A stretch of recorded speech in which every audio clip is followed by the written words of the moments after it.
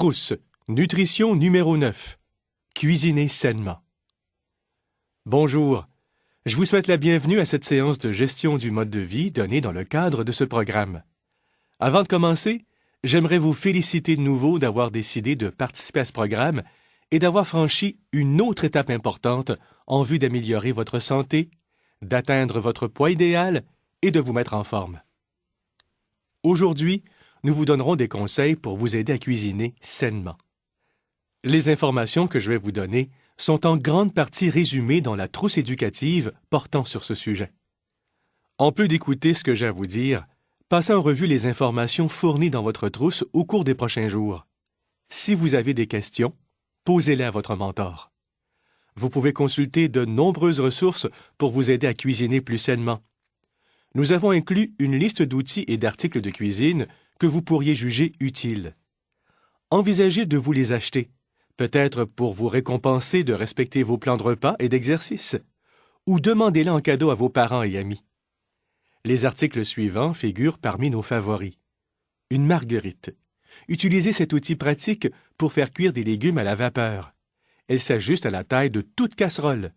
Vous pourriez mettre des fines herbes dans l'eau pour parfumer les légumes. La cuisson à la vapeur intensifie la couleur des légumes et leur donne une texture croquante. Un wok. Achetez-vous un wok et découvrez avec plaisir les avantages de cuisiner avec cet outil. Le livre de recettes qui l'accompagne souvent propose des recettes qui utilisent beaucoup de légumes frais, peu de viande et très peu d'huile. L'huile de canola, une huile bonne pour la santé, est recommandée pour la cuisson au wok. Chaque recette est à la fois un plaisir pour les yeux et un délice pour le palais, et il n'y a qu'une seule poêle à laver. Les aliments cuits au wok sont souvent servis avec du riz vapeur, autre aliment sain. En apprenant à utiliser les baguettes ou chopsticks, vous mangerez plus lentement, ce qui est également une bonne habitude à prendre. Un presse-ail, si vous aimez le goût de l'ail avec la viande, la volaille, le poisson et les sauces. L'ail frais a un goût nettement plus doux que les variétés d'ail en poudre et est meilleur pour la santé que le sel d'ail. Choisissez un presse-ail qui fonctionne bien et qui est facile à nettoyer. Sinon, vous ne l'utiliserez pas. Il y a de nombreux autres outils de cuisine qui pourraient vous être très utiles. Un ensemble de bons couteaux, un robot culinaire, une batterie de cuisine anti-adhésive et bien sûr, le micro-ondes et le barbecue. De plus, certains produits aident à cuisiner plus sainement. Assurez-vous de toujours avoir ces produits sous la main.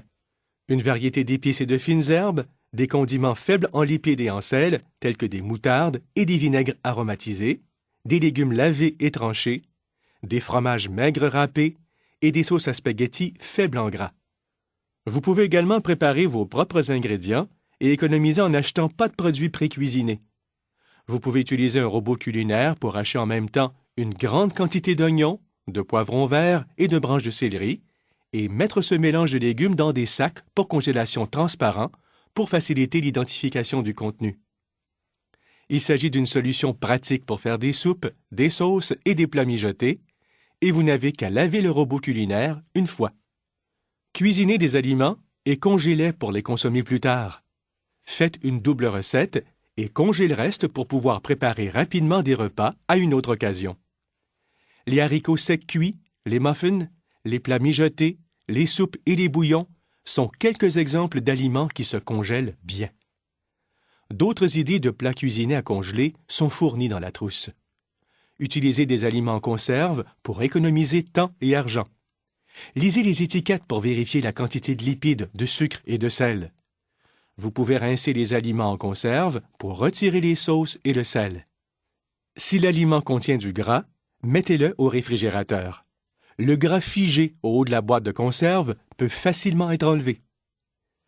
La dernière étape en vue de manger des aliments plus sains et plus légers consiste à revoir votre façon de cuisiner. Il n'est pas nécessaire de trouver de nouvelles recettes, bien qu'il puisse être amusant de cuisiner de nouveaux aliments. Il suffit d'apprendre à modifier vos recettes préférées pour les rendre plus saines. Des suggestions sont fournies dans cette trousse. Vous pouvez remplacer, limiter ou éliminer les ingrédients qui ajoutent des lipides et des calories dans vos recettes. Par contre, Il peut être un peu plus difficile de réduire les calories provenant des glucides, particulièrement dans les produits de boulangerie. Le sucre aide à donner consistance et humidité aux produits de boulangerie lorsque la quantité de lipides a été réduite. En général, vous pouvez réduire d'un quart à un tiers la quantité de sucre utilisée dans une recette sans en changer le goût ni la texture. Les grands-mères disaient toujours qu'elles ne mesuraient jamais les ingrédients, se contentant de mettre une pincée de ceci et une poignée de cela. Si vous tentez de manger sainement et de gérer votre poids, nous vous conseillons de mesurer vos ingrédients lorsque vous cuisinez. Mesurez toujours la quantité d'huile et de gras que vous mettez dans une recette, même si vous ne mesurez aucun autre ingrédient. Dans le cadre de ce programme, vous avez appris à compter les grammes de lipides, mais il est difficile de visualiser un gramme de lipides. Gardez à l'esprit qu'une cuillère à thé contient environ 4 grammes de lipides. Voilà ce qui conclut ce que j'avais à vous dire aujourd'hui.